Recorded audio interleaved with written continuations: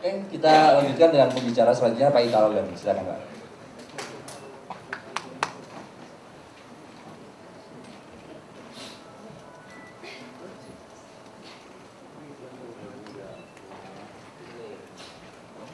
Halo, selamat pagi. Saya akan lebih banyak ngobrol tentang mobile landscape. Ini kalau seminar sama Sumardi selalu tough karena dia kontennya selalu gila. So saya harus bisa bersaing supaya saya bawa konten yang menarik juga buat audiensnya nggak ketiduran. So saya introduce saya dulu. Nama saya Italo Gani. Saya kerja di M-Star. M-Star ini sebuah grup besar, berdirinya tahun 2000. Saya di situ sebagai Chief Commercial Officer dari M-Star. M-Star ini sebenarnya starting bisnis pertamanya tahun 2000. Founder saya dulu orang kerja di mobile operator, and then dia challenge comfort zone dia dengan dia keluar dan meluncurkan the first mobile banking Indonesia, itu mobile banking BCA. Jadi tahun 2000, M-Star adalah company yang pertama meluncurkan mobile banking BCA. Nah, untuk yang relate dengan M-Star sendiri, kita punya sebuah business unit. Di dalam M-Star itu kita punya 8 business unit. Sebagian besar sudah spin off dari sebuah company, sister company. Salah satunya sister company-nya adalah AdStars, di mana AdStars ini bergerak di digital advertising. M-Star sendiri dari tahun 2000 banyak sekali bergerak di mobile karena kita percaya mobile is the future for Indonesia. So dari tahun 2000 itulah kita coba banyak bergerak di mobile. Di dalam M-Star dari 8 business unit itu kita ada mobile, satunya mobile advertising. Kita juga ngembangin music label on mobile. Contohnya yang waktu itu kita boost adalah Saikoji, lagu-lagunya online yang pertama kali. Udah gitu juga kita lagi kembangin mobile banking juga. Kita juga punya produk mobile content, mobile payment, dan anything on mobile. Kita juga punya portal musik, popmaya.com. Kita juga punya sebuah media 3D, online social networking 3D, which is lilocity.com. Nah, cuma hari ini karena kita lebih membicarain tentang advertising, jadi saya akan banyak ngomongin tentang landscape social media landscape mobile di social media. Jadi saya bilang kenapa saya menekankan topik ini tentang mobile, karena kita harus mengerti banyak sekali di Indonesia orang meng-ATM-kan itu konsep-konsep dari luar negeri, padahal Indonesia is totally different market dari luar negeri. Indonesia is really unique market. Semua orang luar negeri kaget, Indonesia adalah the second biggest Facebook user di dunia. Waktu 3 bulan lalu ada salah satu brand strategis terbesar dari Korea datang ketemu sama saya dan dia bingung. Loh, how come your country become the second biggest Facebook gitu kan? Because of mobile. Because Indonesia memiliki mobile subscriber terbesar, mobile subscriber terbesar di Indonesia di dunia setelah India dan Cina. Oleh karena itu kita punya penetrasi ke social media kayak Facebook, Twitter itu selalu on the top. Ini beberapa data sebelah kiri. Ini datanya AdMob, salah satu mobile advertising terbesar di dunia. Indonesia is nomor 3 penetrasinya. Ibadi, pada tahu semua Ibadi kan? Ibadi itu untuk chatting di mobile. Ibadi ini perusahaan Belanda. They start the company in Holland, di Amsterdam. Dan suddenly the biggest traffic adalah dari Indonesia. Dan mereka nggak pernah ada di planning mereka ngebuat sebuah produk, and then tiba-tiba produk ini sukses banget di negara kayak Indonesia gitu kan. Kita berpartner sekali dengan Ibadi. Terus ada Getjar. Getjar itu ada sebuah website untuk download aplikasi kayak App Store gitu. Dan Indonesia, ini data 2 minggu lalu saya ambil, Indonesia adalah the second biggest usernya setelah India. Terus ini sorry nggak kelihatan, sebelah kiri adalah Uber Twitter. Kalau yang sering terlewat lewat BB, pasti tahu Uber Twitter. Uber Twitter ini, si foundernya, itu kontak saya via email. Jadi saya ketemu sama dia, terus kontak via email. Look, what happened with your country? Your BlackBerry user is crazy, banyak banget dan aktif banget gitu. Dan ya, Indonesia ini data tahun 2000, ini bulan Januari kemarin, Indonesia sudah nomor 2. Saya waktu itu ketemu tahun 2009 sama dia, itu Indonesia masih nomor 4 atau 5, sekarang Indonesia nomor 2. Dan for your information, Uber Twitter itu di-running oleh cuma satu orang. Bulan ini baru dibeli perusahaannya sama Uber Media. Jadi selama berapa tahun cuma satu orang, namanya Paul McDonald.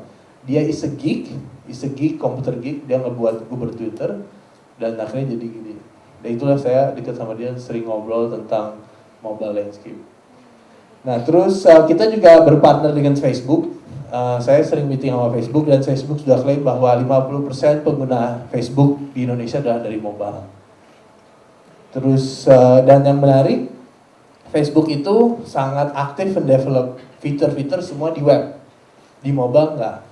Dan saya ngobrol sama dia, kenapa? Karena kita masih sangat US centric. US masih heavy di PC user. Sedangkan market Asia, which is Indonesia, itu sangat mobile centric. Nah, dia sendiri baru buka kantor di Singapura tuh baru September tahun lalu. Jadi dia belum adopt ke mobile. Jadi banyak sekali feature-feature di Facebook yang secara di mobile itu tidak bisa menjalankan. Misalnya kita ngebuat Facebook app di mobile, di sini tidak bisa menjalankan. Jadi banyak sekali kendala. Nah, terus yang nomor ini MiG 33, saya nggak tahu kalian aware apa enggak, tapi ini sebuah fenomena yang gila sekali. MiG 33 ini sebuah social media, foundersnya itu orang Malaysia. Dia waktu itu sekolah di Australia, dia buat MiG 33. MiG 33 itu tempat untuk chatting dan juga bisa create chat room. Jadi kayak MIRC dulu, tapi benar-benar dia buat hanya untuk mobile. Even BlackBerry app-nya dia nggak buat, dia nggak punya BlackBerry app. Ada cuman nggak jalan. Karena dia benar-benar hanya untuk handset Java yang which is very low handset, yang penting GPRS ready, very low handset, dia punya aplikasi itu. Terus dia sekitar tahun 2008 diinvest sama US company, dia pindah ke California, ke Silicon Valley. Terus dia benerin si MiG 33, development segala macam, and suddenly Indonesia contribute 60% of the market of MiG 33. Dan hari ini MiG 33 sudah punya 22 juta user dari Indonesia. Dan tahun lalu mereka tutup kantor yang di California, semua pindah ke Singapura. Dia buka head office-nya di Singapura karena mereka mau mendekatkan ke marketnya. Ya.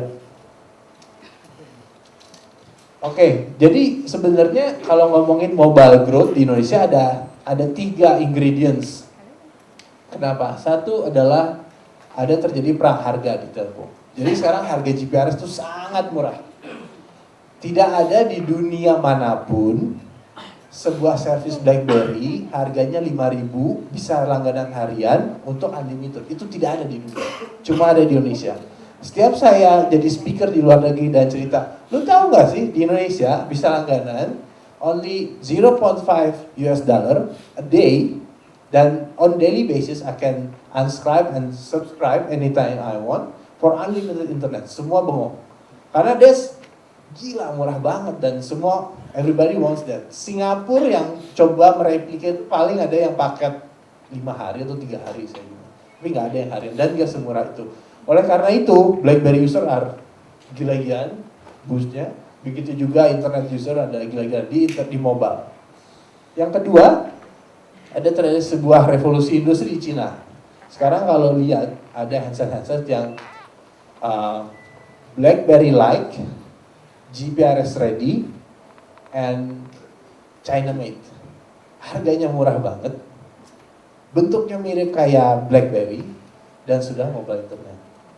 Sekarang harga 300.000 kita sudah bisa dapat sebuah handphone QWERTY. Orang bisa Facebookan, bisa Twitteran dengan hanya 300.000. Dan itu booming dari tahun lalu. Sekarang yang terjadi kayak handphone kayak Nexian itu penetrasi handphonenya sudah cukup tinggi sekali di Indonesia. Tahun lalu dia bisa menjual 7 juta handset. Mereka sudah mengalahkan Samsung dan Sony Ericsson. Mereka sekarang cuma di bawahnya Nokia saja. Tapi juga banyak handset-handset yang sebenarnya di market itu tidak dikenal karena dia sebenarnya kalau tadi Pak siapa? Kandes ya. Kalau Pak Kandes bilang di pelosok itu kan nggak akses internet. Tidak Pak. Saya kemarin habis dari Pontianak, saya research dari Pontianak, saya roadshow Pak, sampai ke Singkawang. Semua pakai handset QWERTY, GPRS ready, mereka tahu Facebook Pak. Jadi kalau kita ngomongin mobile dan di lokal, jadi banyak handset yang sebenarnya lebih besar dari Nexian. Karena kita nih gaulnya di Bandung atau di Jakarta, jadi lihatnya pelang-pelangnya Nexian. Tapi ada handset yang sangat kuat di lokal-lokal, yang sebenarnya dia nggak main terlalu banyak di traditional campaign, tapi dia main di daerah-daerah distribusinya yang kuat. Itu contohnya Cross sama XP. Cross itu kuasanya di Jawa Timur, XP saya kurang tahu, cuma ada satu handset lagi yang kuat di Sulawesi. Dan di Indonesia ini ada 24 brand yang kayak Nexian. Ada 24 brand, harganya sama, naik 3999 atau 299, semua GPS ready, itu ada 24 brand. Dan semua punya market sendiri, kayak Cross Mobile kuat di Jawa Timur, XP kuat di mana gitu kan. Dan oleh karena ini, semua orang Indonesia itu sudah, saya bisa bilang, sudah internet connected. Tapi lewat mana? Lewat mobile. Nomor 3, nah ini satu karakter dari orang Indonesia. Orang Indonesia itu, handphone itu social status. Kalau misalnya temennya pakai QWERTY handset, si temennya nggak punya, wah ini nggak keren. Itu adalah behavior orang Indonesia. Jadi supir saya itu ganti handset lebih sering dari saya. Jadi dia udah pakai, saya masih pakai ya ada BlackBerry, cuman saya paling sering pakai Nokia E51, dia pakai Nokia E72. Dan saya bilang, Surani, lu pakai handset buat ngapain? Oh, nungguin bapak, saya Facebookan Pak. Oh gitu, berapa kali kamu Facebook? Ya sehari 7 kali lah bolak-balik. Makanya dia add saya di Facebook, saya pertama kali 3 kali lihat gitu kan. So, ya kalau kita melihat ini, jadi orang Indonesia itu handset freak atau handphone itu social status. Beda kalau misalnya bapak atau ibu berkesempatan ke Europe, bapak perhatiin deh handsetnya. Semua handsetnya katro-katro. Jelek, bener ya Pak ya? Katro-katro. Kenapa Nokia Communicator launching di Indonesia? Karena Nokia Communicator salesnya terbesar di Indonesia. BlackBerry di Amerika itu perlu waktu 5 tahun untuk bisa sampai 600.000 sales. Di Indonesia perlu hanya 6 bulan. So, ingredients ini yang membuat Indonesia is connected through mobile.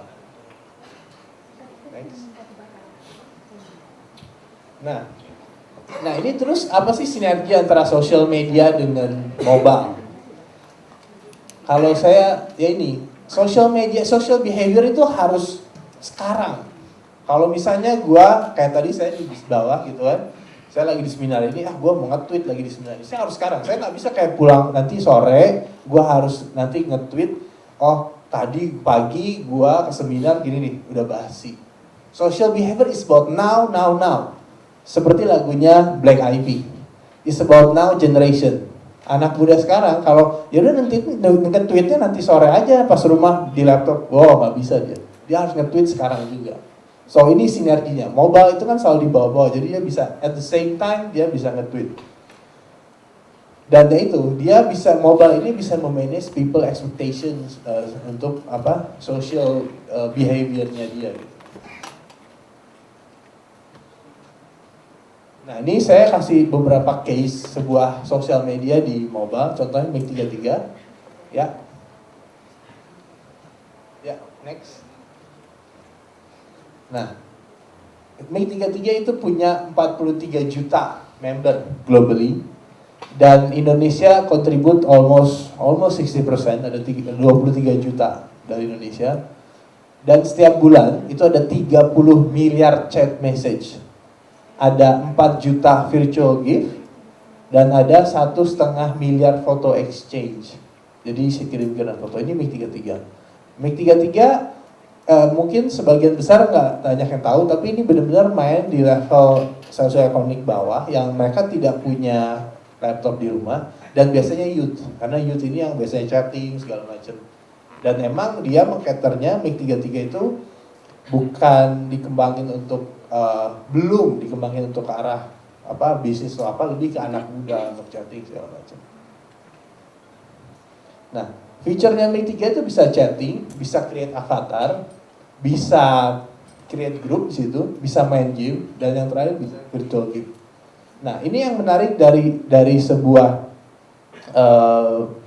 MiG 33. Dia ada disebut virtual gift. Bisnisnya MiG 33 itu sebenarnya dari virtual gift. Jadi kalau misalnya saya chatting MiG 33, terus saya ketemu cewek gitu di MiG 33. Nah, di MiG 33 itu social behaviornya itu ada yang disebut virtual gift. Jadi kalau saya suka nih sama, misalnya kita ngomongin masalah cinta ya, saya suka sama cewek, saya tuh bisa ngirim virtual gift. Untuk virtual gift itu saya harus beli. Jadi yang disebut MiG credit. MiG credit itu saya beli, terus saya kirim. Contohnya ini diamond. Diamond ini harganya 10.000 satu diamond. Kalau coba balik ke slide, rata-rata orang tuh spending tuh sekitar sebulan itu 24.000 rata-rata. Coba balik di satu slide sebelumnya, bisa balik. Nah, sebelum next. Nah, jadi ada 4 juta virtual base transaksi. 4 juta dikali 10.000, itulah kira-kira revenue dia sebulan. Next. So, nah, virtual gift ini adalah satu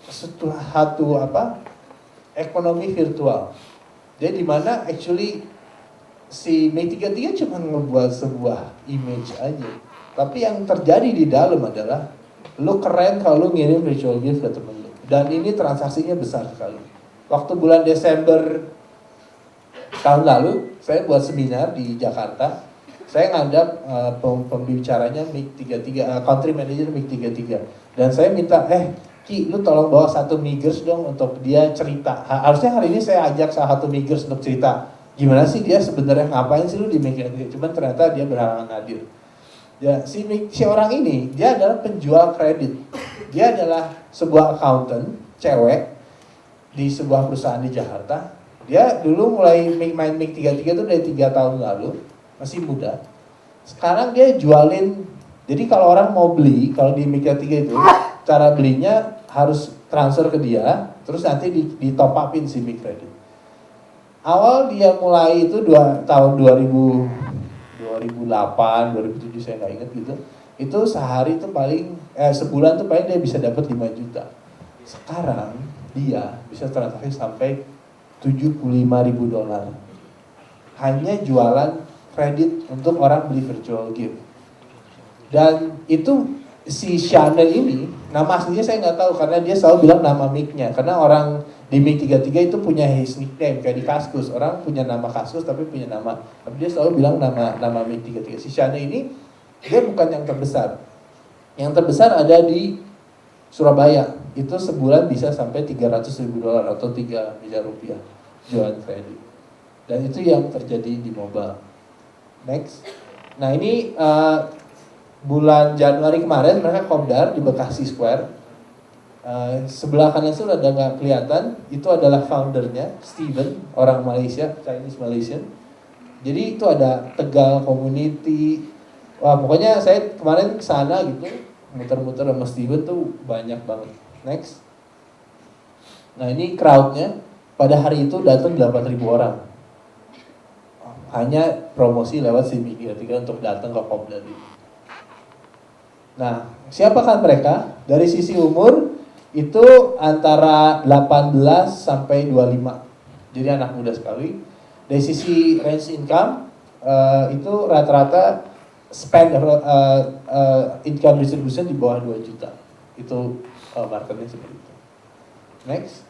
Nah, ini case kedua, saya membuat case ini khusus untuk Bandung karena saya sangat relevan. Kalau doing something ini satu strategi marketing ya. Kalau doing something di promosi atau campaign itu harus sangat relevan. Jadi saya kemarin pas catur bilang, lu presentasi di Bandung. Wah. Dan saya biasanya kalau buat presentasi, saya selalu buat, jadi nggak pakai yang dulu lagi. Jadi saya harus Bandung apa. Next. Nah, ada yang kenal ini nggak kelihatan? Sana, ada yang kenal ini nggak? Kalau nggak kenal terlaluan. Eka Ramdhani. Eka Ramdhani ini kaptennya Persib Bandung. Tadi pagi saya ajak sini dia bilang, bos, bos datang ke sini gitu. Karena kalau Sumardi cerita tentang case istrinya, saya sama Eka lumayan deket karena dulu pernah ngerjain banyak project bareng, sekarang jadi temenan gitu kan. Nah, Eka itu fanpage jadi Facebook saya yang pegang. Next. Nah, page-nya Eka itu nggak saya apa-apain. Karena Eka juga nggak mau ngapa-apain. Dulu Eka suruh pegang, sekarang dia nggak mau lagi main di sosial media, nggak mau Twitter. Karena kalian. Kenapa? Karena sekarang Persib kalah, dia selalu diledekin. Dia takut. Twitternya dihapus, nggak mau lagi gua di Twitter, takut. Sekarang saya suka kasihan sama dia, karena saya jalan ke mall aja takut bos. Kalau ada orang diledek-ledekin gitu kan. Dan ya kalau ngomongin pemain lo kasihan kan, ini masalahnya Persib itu sebuah institusi kan. Kalau pemain saya tahu lah Eka pribadi itu orangnya bager pisan gitu kan. Nah jadi akhirnya saya yang pegang. Cuma sama saya juga gak diapa-apain karena mau diapain nih Kak.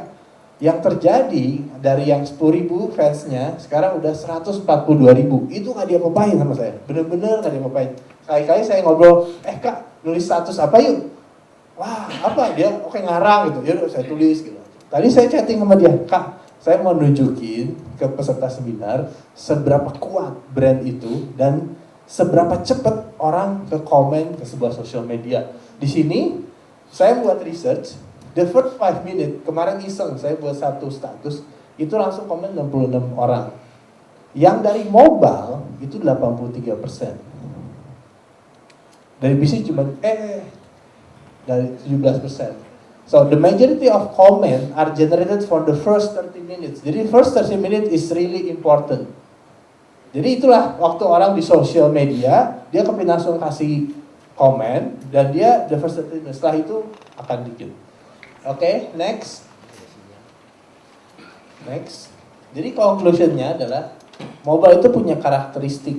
Satu adalah mass media. Kenapa mass media? Seperti saya bilang tadi, di Indonesia sudah mass medianya.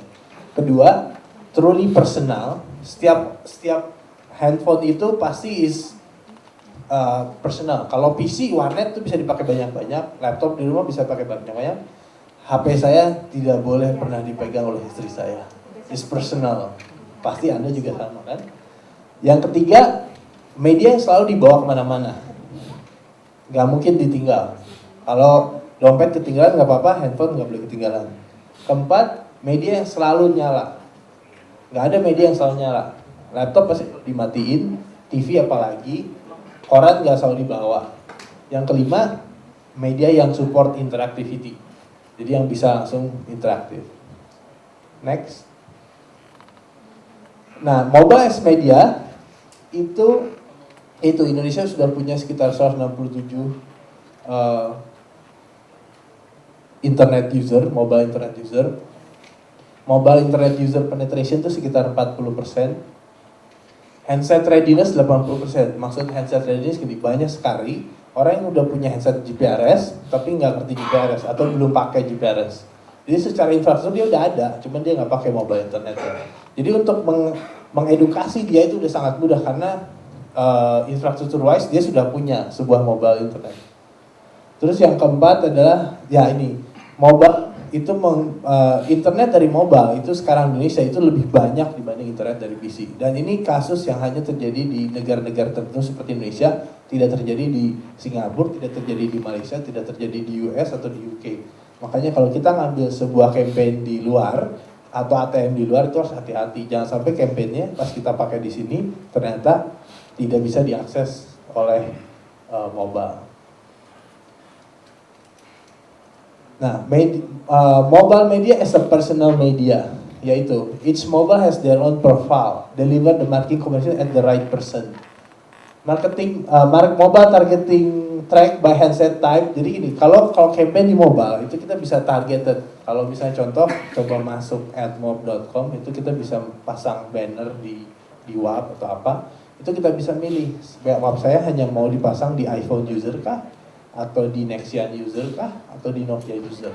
Dan itu kelihatan bahwa iPhone user sama Nexian user itu totally different market. Jadi sangat targeted. Market apa? Social economic status apa yang kita garap? Next.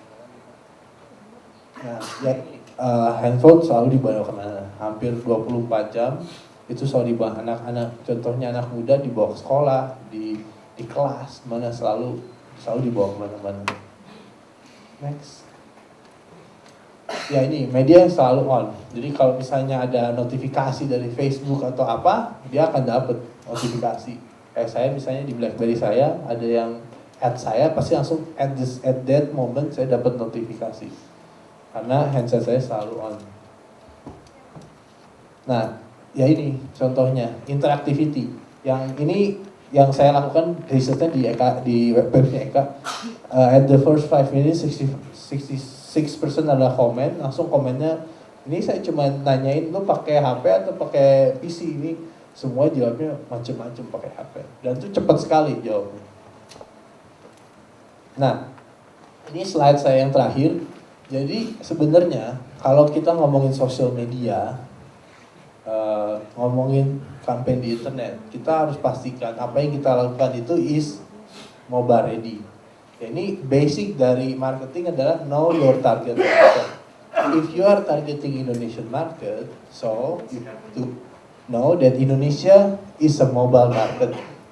So make sure that your campaign is ready. Jadi kalau misalnya Bapak gitu buat campaign punya website, terus orang di sosial media gitu, misalnya ada URL-nya gitu kan, www apa gitu. Waktu si orang mengakses dari handphone, apakah si website ini sudah didesain untuk diakses dari website? Sehingga orang dari Singkawang bisa lihat, lucu nih si back untuk buy gitu. Kalau ternyata enggak, dia nggak punya user experience.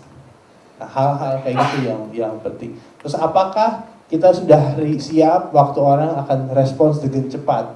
Oh ternyata begitu ini responnya cepat. Sedangkan saya ngeceknya setiap malam baru saya cek transaksi saya. Nah itu.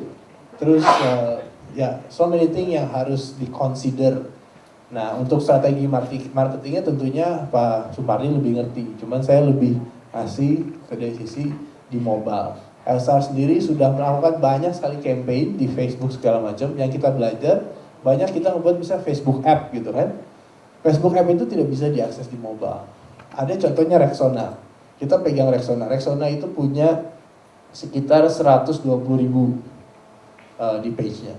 Waktu dia membuat sebuah campaign, ternyata kok dikit yang ikutan kuis atau karena ada gamenya.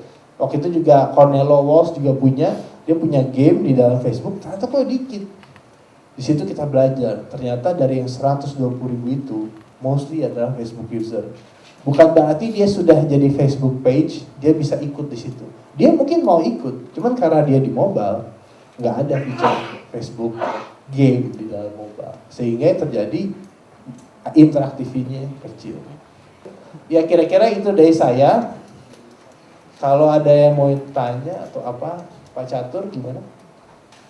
Oke, menarik sekali ya.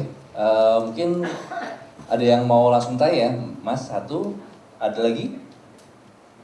Dua, satu lagi? Dari sebelah sini kayaknya belum ada yang mau tanya nih. Ada? Silakan. Belakang? Oke, ini dulu ya Mas ya.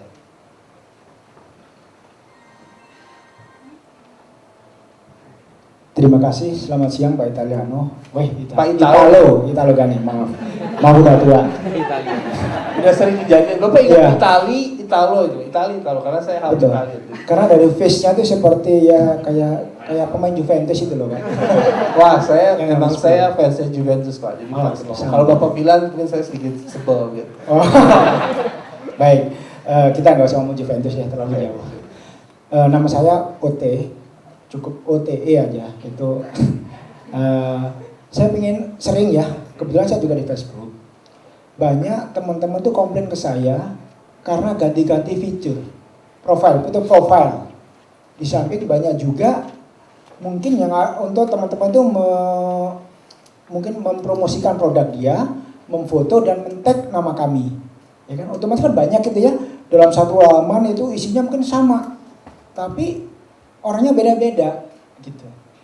Nah itu bagaimana kita menyikapi demikian? Apakah kita harus sekian menit ganti profile untuk mempromosikan produk kita kalau banyak, atau berapa kali gitu? Terima kasih. Saya coba jawab dulu. Sebenarnya itu sangat teknikal ya di Facebook ya Pak ya. Itu emang di Facebook tuh sangat gampang sekali dilakukan spam. Jadi yang tagging pictures itu ini karena karakter dari sebuah social media itu emang user generated. Jadi siapapun bisa mengenerate sebuah konten, user generate content. Dan itu emang saya ngobrol sama Facebook itu ya, loh itu user generated content, saya nggak bisa manage itu. Yang terjadi teman kamu, karena kamu allow teman kamu untuk melakukan itu, terjadilah gitu. Emang itu gini Pak, kalau misalnya si brand melakukan hal itu akan merusak brand image-nya sendiri. Jadi menurut saya sangat tidak wise sebuah brand atau sebuah produk itu melakukan campaign seperti itu, karena sangat mudah sekali. Contohnya Twitter Pak. Twitter itu gampang sekali, misalnya ada orang mention misalnya gini, sakit mata. Itu ada engine-nya yang otomatis dia bisa dapat, misalnya saya ini nge-tweet udah lagi sakit mata. Saya otomatis ada engine yang crawling, otomatis ngambil, terus saya nge-retweet, pakailah misalnya Insto untuk benerin sakit mata Anda gitu. Jadi itu kayak dia ngemaksain saya, jadi kayak spam Twitter itu ada engine Pak, itu mudah sekali itu untuk didapat itu. Ya, karena karakter dari sebuah user generated content itu adalah open, siapapun bisa komen atau siapapun. Apalagi kita kalau friends sama dia, emang terjadi seperti itu. Cuman kalau kita balik lagi ke essence of marketing, bahwa kita tidak mau merusak brand image dari si brand kita sendiri. Kalau kita melakukan hal itu akan killing the brand image sendiri. Dan sebenarnya yang terjadi kalau saya langsung report spam. Kalau terjadi kayak gitu. Jadi di Facebook selalu ada link report spam. Dan itu bisa dengan mudah di-block sama si Facebook. Dan ini emang kondisi Facebook ini sangat ini Pak. Di US juga kan banyak kasus ya. Facebook itu di-sue di mana-mana karena masalah privacy isu itu. Jadi ya di dalam dunia digital media itu banyak sebuah hal-hal baru yang sebenarnya secara rules itu belum ada peraturannya. Makanya suka terjadi gray area. Akhirnya terjadi Facebook di-sue sama ini, karena Facebook itu udah punya data pribadi banyak sekali. Dan Facebook bilang ya orang itu ngasih data ke saya dengan term and condition. Cuman kalau di US itu very strict in terms of privacy isunya gitu. Jadi emang saya bisa bilang itu something yang gray, tapi jangan ngerusak brand image kita di dalam sebuah social media gitu. Karena baliknya lagi social media is very strong untuk orang, sangat mudah untuk orang melakukan word of mouth marketing, doing negative campaign tentang sebuah brand. Apalagi kalau ada buktinya di Facebooknya Pak. Kira-kira itu Pak. Oke, tadi selanjutnya.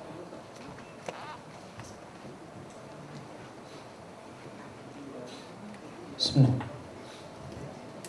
yang pertama mungkin saya akan mengomentari begitu banyaknya tadi data yang Bapak sampaikan. Saya pikir Indonesia ini luar biasa, potensi pasar yang sangat bagus. Nah dari situ mungkin ini saya menyarankan kepada siapapun mungkin di sini para pejabat Telkom atau Bapak juga yang bermain di situ. Saya kira kita ini sekarang semangatnya jangan hanya jadi konsumen. Itu jangan hanya jadi Indonesia itu jadi pasar yang luar biasa potensial, tapi bagi orang lain, bagi orang luar yang buat produk. Tapi bagi kita Indonesia harus menciptakan produk yang bisa buat bangsa sendiri gitu. Sehingga akhirnya keuntungan buat bangsa kita juga. Kemudian yang jadi pertanyaan adalah cara praktisnya bagaimana sih mobile media ini bagi kita misalnya yang punya produk untuk memanfaatkan biar bisa itu bisa maksimal untuk mempromosikan atau memasarkan produk kita. Itu saja pertanyaan. Pak Adam ya? Iya. Pak Adam, saya sangat setuju dengan statement Bapak. Saya kan banyak di digital media. Sekarang Pak, kita ini lagi masa penjajahan baru. MiG-33, saya sebenarnya ada sebel, personally, emotionally sama MiG-33. Dia punya 23 juta, kenapa dia bawa kantornya di Singapura, kenapa nggak di Jakarta? Ya, nggak ada peraturan sih yang melarang dia. Cuman, ya, saya selalu suka nge-tweet, Indonesia is a consumer nation, which is really sad gitu kan. Kita yang punya konsumernya kok orang produsernya kan dari luar gitu kan. Facebook kenapa dia juga buka kantor di Singapura gitu kan. Dan itu yang saya juga sangat sayangkan. Tapi dibanding kita harus ngaca. Ini salahnya di kita apa di dia? Di kita Pak. Kitanya yang manja. Kitanya yang yang nggak strong. Dia kan he's smart, he's doing this. Ya saatnya kita nggak bisa yang ngomel-ngomel, lu kantor lu di Singapura. Enggak, kita harus buat saingannya Facebook, kita harus buat saingannya MiG-33. Makanya MStar sendiri kita sampai 11 tahun ini kita belum ada investor, purely kita yang jalanin dan kita lagi buat produk-produk dan tentunya berat karena Facebook itu is very technology wise very strong, financially wise very strong. Gimana head to head dengan produk kayak Facebook gitu kan. Cuman saya percaya bahwa kita yang tahu marketnya, kayak mereka market US.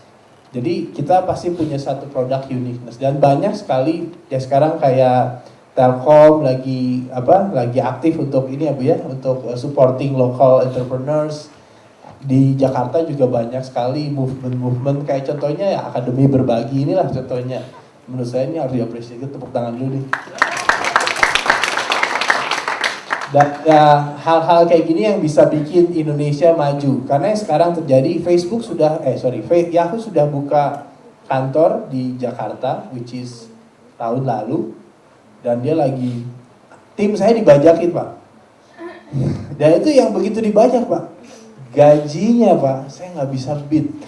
Gajinya 5 kali lebih tinggi dari tim saya.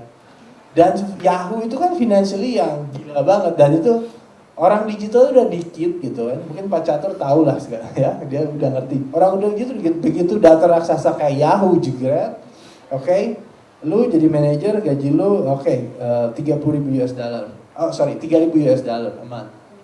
At the end nggak munafik, certain people wah ini duit ya, gue perlu duit, gue join situ. Dan sekarang Google akan buka kantor di Jakarta. Multiply sudah buka kantor di Jakarta. Opera itu browser, sudah ada country manager kemarin di Jakarta. Sekarang yang terjadi orang-orang tanya saya, gue mau buka kantor, bisa lu cariin orang nggak? Karena lama-lama gue jadi headhunter aja nih. Karena everybody is asking about people digital. Jadi itu yang kendala yang terjadi. Jadi kita sebagai orang Indonesia kita harus bisa fight back, bukan fight back dalam hal ngomel, tapi let's create something. Saya lihat banyak sekali produk-produk bagus dari anak muda, ya tentunya dengan dukungannya Telkom sama company-company besar yang bisa mensupport kita, ya kita sangat senang sekali bisa kayak gitu. Karena biasanya startnya dari anak muda. Karena digital itu emang anak muda is very savvy gitu Pak. Jadi gini lah contohnya, misalnya Bapak gitu Pak, pertama kali ketemu BlackBerry, terus ada anak 3 tahun, dua-dua dikasih nih Javelin bareng. Siapa yang paling cepat bisa? Anak 3 tahun Pak. Iya, tanpa kalau mungkin cari malam dia udah ini bisa gini. So itu, jadi yang terjadi seperti itu. Jadi sekarang gerakan entrepreneurship di Jakarta itu lagi gede-gedenya dan emang kita harus dukung itu. Nah yang kedua, pertanyaan kedua, how to create something on mobile, seperti tadi saya bilang. Jadi kita kalau misalnya membuat something, kita harus challenge. Market kita siapa? Seperti saya bilang. Kalau misalnya market kita adalah orang pengguna mobile, kita jangan ngeluarin sebuah website, tapi sebuah mobile site. Website itu nggak akan diakses Pak. Sekarang orang-orang Karena di luar negeri udah pada punya website belum? Di Indonesia enggak, Pak. Indonesia banyak sekali pengguna internet Indonesia yang tidak tahu PC